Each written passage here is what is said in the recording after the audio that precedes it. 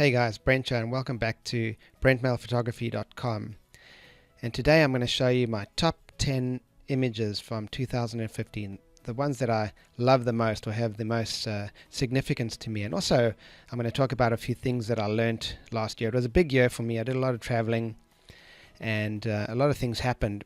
And I want to show you my top 10 images, and hopefully you can learn from some of the things that I learned from. So let's get going, guys. We'll start with this one.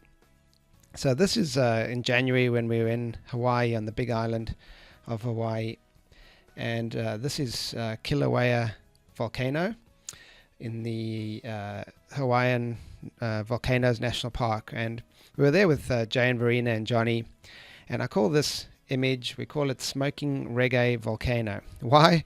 Because we had to wait for sunset to shoot this, or after sunset, so we could get that glow coming up. So that's basically the steam coming out of the volcano, and the lava actually reflects off the steam, and that's how you can actually see that beautiful glow coming out there, in the steam. And you can actually even see the reflection on the side of the volcano there, the cliff on the other side. And it was quite funny because Johnny was actually playing his tunes on his phone, and he was playing some reggae, Bob Marley stuff, and we had all these tourists around us, and we are kind of jamming and having a good time while photographing this, waiting for the light to come right. So this is a 15-second exposure, so I was doing long exposure photography, which I love. Shooting it at f8, so kind of a mid-range aperture, reasonably high ISO, 800 ISO with my 24-105 f4 lens on a tripod. So there it is. The first one is our Smoking Reggae Volcano. And what did I learn from this trip? Well, I learned that it's okay to have fun while you're working and creating. And don't take life too seriously. And often as photographers, you go to a place, you spend all this money to get there, you want to get this great image, and you stress a little bit and you take life too seriously to get it. Don't forget to have fun, slow down, and just enjoy what you're doing. I mean, that's why we're photographers. That's why we're creative people. We want to enjoy what we're doing. So there it is. All right, another image. I love this one because to me this is the most beautiful bird on earth. And this is the rainbow Lorikeet in Australia, and it was taken at my friend Macca's house down the road from me, or where I used to live, and just love these birds, and I just love their background. He feeds them, he's got like a little bird feeder, and all these birds flock over there. I was actually there yesterday, and he had a whole bunch of birds, rainbow Lorikeets, all under the covers because it was raining pretty hard, and they're all fluffed up. Just love the shot. It was actually taken with the Fujifilm X-T1 camera and a 50 to 140 f2.8 lens. And I've actually got links in the show notes of this video. Just link to my blog, and I've got links to these cameras and other blogs that I've written about this mirrorless camera, the Fujifilm X-T1, which is a really great mirrorless camera. Okay, what did I learn from this image? That sometimes you don't have to actually travel too far to actually find beauty. So there could be beautiful things to photograph in your backyard. And just remember, some people travel around the world to come to your area to photograph. So you don't have to be traveling around the world to get the best images. Often there's some really great images in your backyard. So that's what I learned about this. All right, let's go on to the next one. Ah, yeah, this is a great one. This image is from my community. So in March last year, in 2015, Johnny and I launched our awesome photography community, the SICK Lounge, the Share, Inspire, Create Lounge. I've got a link in the show notes. Check it out. It's a community of photographers. We've got a couple hundred great photographers in there. Everyone's learning from each other. I'm in there almost every day, Johnny as well. And the great thing about this community is once a month we have an assignment to go out and take images, and then you put your images into the community, and everyone comments on them, nice positive comments to encourage you to go out and take better pictures and to become a better photographer. This was one of the assignments. Let me have a look and see if I can remember when it was. I can't remember which assignment this was, but it was the assignment for details, I think it was. Let me just double check that. Yes, that's what it was. It was assignment for capturing details. And I went out and photographed this. So this is actually what I call wave milk. It's a splash and the foam from a wave hitting a cliff and shooting straight up towards me. And I photographed this with my Canon 5D Mark III, and I shot it at with my 135mm fixed focal length lens at f2. So I got a very shallow depth of field here, and 1/2000th of a second, so a very fast shutter speed. So I was capturing those the splash coming up the cliffs towards me. Just a great shot. I shot quite a few images for this assignment. This is the one that I chose. I edited it I post-processed it in Lightroom. I always get the editing and post-processing. To me, it means the same thing, so it doesn't really matter. And I've actually got a blog where I show you how I post-processed this image in Lightroom. So check it out, check the show notes, go back to my blog, and I've got all the links in there. The blog is actually called Wave Milk Lightroom Magic, if you want to check it out.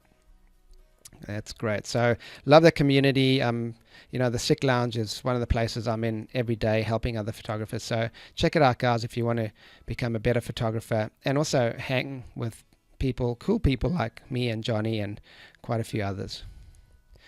All right, so this image is when I went to Vanuatu. I call it helping out in Vanuatu. Now, what's so great about this image? Why did I choose it as one of my top 10 images for last year? Well, Vanuatu got hit by a massive cyclone, and they were almost devastated. Like, most houses were damaged. A lot of people actually lost everything. They don't have too much, and they lost their homes and their crops, so they didn't have food.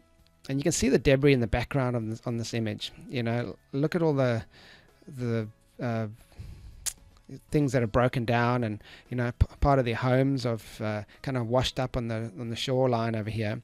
And I was photographing these kids. I was actually creating a video which I'll link into the show notes of this blog of how we could go over and actually help these kids and help these families. So we went over, we helped to rebuild some of their homes, gave them some roofing iron, and it was a beautiful experience for me because it's the one time that I've actually gone somewhere without needing anything, without wanting to take anything, no experience, no photos.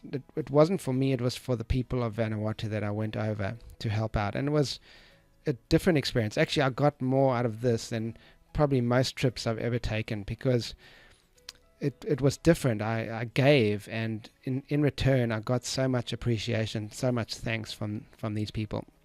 So here are the kids playing football on the beach, and I got them all to sit on this little rock wall, and I took this image. Just a snapshot, but to me it means so much, because these people are poor, they don't have anything, yet they're happy. They're the happiest people in the world, voted a few years ago by someone or some magazine or something, but they don't have too much. So I think us Westerners who have a lot of things and aren't happy and be depressed, I think we can learn a lot from these people. So there it is, Vanuatu, helping out in Vanuatu. All right, so what did I learn from this? Basically that sometimes us first world people we think we got problems, but it's nothing compared to what these guys have. And they didn't have food or shelter, and we've got that. Most of us do. And another thing I learned is have a look at your life and be grateful for what you have. Write down things you're grateful for, like electricity, clean water, a safe home, paved roads, your health, family, friends, and everything else. Write it down, and that'll remind you how lucky you actually are. And then also focus on helping others, and your problems will disappear. And that happened to me. I was going through a little bit of a rough time when I went over, and I focused on helping these people, and when I came back, a lot of my problems were gone. All right, let's look at the next image. This is one of my last images I took before I sold my photography business, my photography studio. Now, I ran a very successful photography studio. I photographed kids and families on the beach, and this was a model, Candace, I believe her name is, and she won the, let's have a look, I'll just double check, it was the Miss Galaxy Australia contest, and she got a voucher to be photographed at our studio. And this was one of the last images I took as running that business, capture imaging photography. So that's why I chose this image. All right, and we moved straight after that. So we sold the business and moved to a different area, and I started surfing. So I've been surfing for quite a few years, and I kind of got out of it because I was working really hard. And then when we moved to this new area, I started surfing out. Now, this isn't me. This is some guy at my local break. I went down and photographed the local surf, and I put this image in because sometimes we've got to stop and look around and appreciate what we've got right in our backyard and enjoy it, not constantly wanting to go somewhere else to enjoy things. I mean, often the really good stuff is right there and we don't see it anymore because we're so used to it. Also, surfing's been really good to calm my mind down, slow my mind, because sometimes I wind up a little bit in the day, and I get, you kind of got all these ideas and things that you want to do, and surfing's great. It's kind of like yoga in the water, where you can meditate and have fun, and it's just amazing. I love it. So what did I learn? Slow down and find a way to meditate, basically to stop thinking for a little while. And it's okay to go hard and take massive action, but then there needs to come a time when you relax and recharge.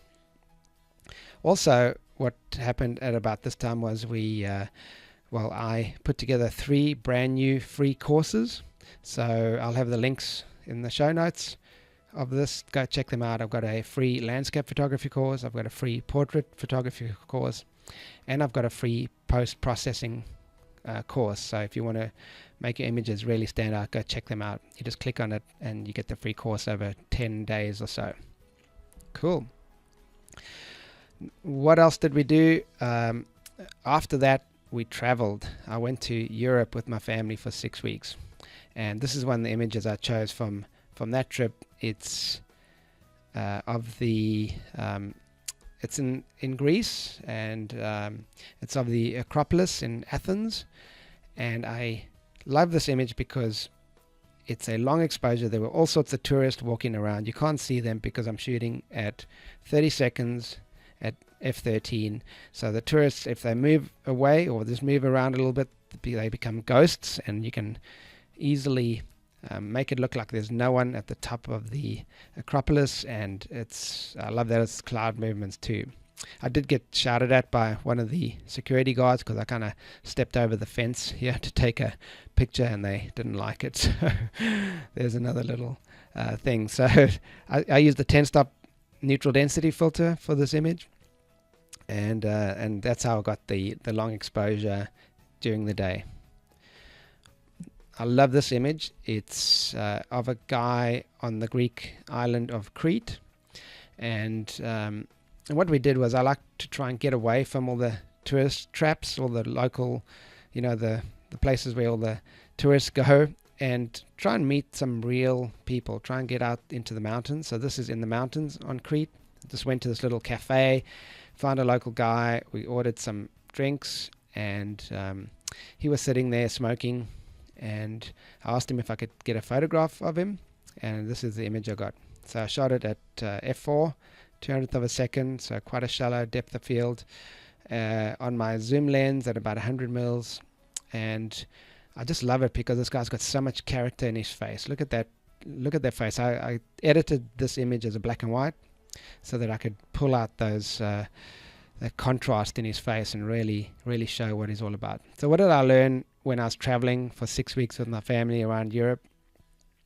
That some of the best images when you're traveling are found when you go away from the tourist areas. Spend time hanging around with locals, get to know them, keep your eyes open, and something will happen and you can capture that moment. So also something I learned when we came back was that even though traveling is a lot of fun, it's always great to come home and appreciate what we have at home. And we've got a pretty great place here in Australia. I love the environment and nature over here, and also the ocean.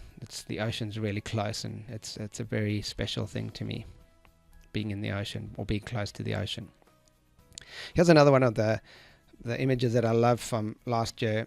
It's taken in Fiji on Manor Island, and it was when I was there for the F-Stop Lounge photography workshop with a whole bunch of really cool photographers: Colby Brown, Benjamin Von Wong, Elia Locardi, Tony Hewitt, Nick Rains, Michael Fletcher, and a whole bunch more. Jay and Verena were there too. We created another course while we were there, and we filmed this course, which will be available pretty soon if you couldn't make it to Fiji. Now this is a sunrise shoot. You can see Verena in the background there. I don't know if I can zoom in too far. We were just about to actually film with her on how to photograph the sunrise. I managed to get a quick shot off before the colors went away. So a great place to visit. If you ever get a chance, go to Fiji. It's a beautiful place. What did I learn while I was there? I learned that being in the presence of creative people can really boost your creative energy. And I've spoken about this before in another blog. I call it getting my mojo back when I was feeling a little creatively uninspired. And how did I get it back? So that's my advice. Get around other creative people and you can really feed off that energy. And also, another thing I learned is don't drink the water. Yes, I got sick for about a week after drinking the water. It wasn't fun, and I still managed to work and film a lot of things. But man, it's not fun when you got to be like 20 seconds from the bathroom at any given time. And after that, I learned that your health is number one. Without good health and energy, you will struggle to be creative and be a great photographer. So look after your health. Eat well. Don't drink too much alcohol. Drink a lot of water. Exercise, and think positively, because that's a big one too. Be around people that encourage you to think positively and get to where you want to go. Like, you want people that actually encourage you, that give you energy, and that don't drain you. And let's have a look at this one. I think this may be the last image. Yeah, this is my 10th image, and this is when I got back to Australia. This is a Warramai Aboriginal tribe in my area, and I was commissioned by National Parks and Wildlife Service to go photograph this ceremony and event. It's when they were celebrating the joint management of the Warramai conservation lands. And this is a smoking ceremony. So what they do, the Warramai elders, is they get rid of the bad spirits before a meeting. So they get these green leaves, they burn them, and create the smoke, and then you walk through the smoke, and that's supposed to cleanse you of the bad spirits. So you don't want to bring any bad spirits to a meeting. And it's pretty interesting. I kind of enjoy their culture and how they also believe that that no one actually owns the land owns you, and you are there to protect the land, and the land's like your mother, and you're there to protect her, and you don't actually own her. So it's a really interesting philosophy. And the last thing that I did at the end of last year is I created my Photo Profit 8-week course, where I'm helping other photographers start making money, start making the first $5,000 in photography. So if you're interested in jumping into this course, it's sold out right now, but I will be opening up another one pretty soon, another 8-week Photo Profit course. Just go to the show notes and sign up, and I'll let you know when the next one starts. So what did I learn when I was photographing this? I learned a lot about the spirituality of different tribes and different people, and I believe that yes, we should appreciate Mother Nature and not take her for granted. Anyway, I hope you guys enjoyed my top 10 images from last year. Please comment below this video, or go to my blog and check out the write-up and all the other links in the show notes. This is Brent. Have an awesome day.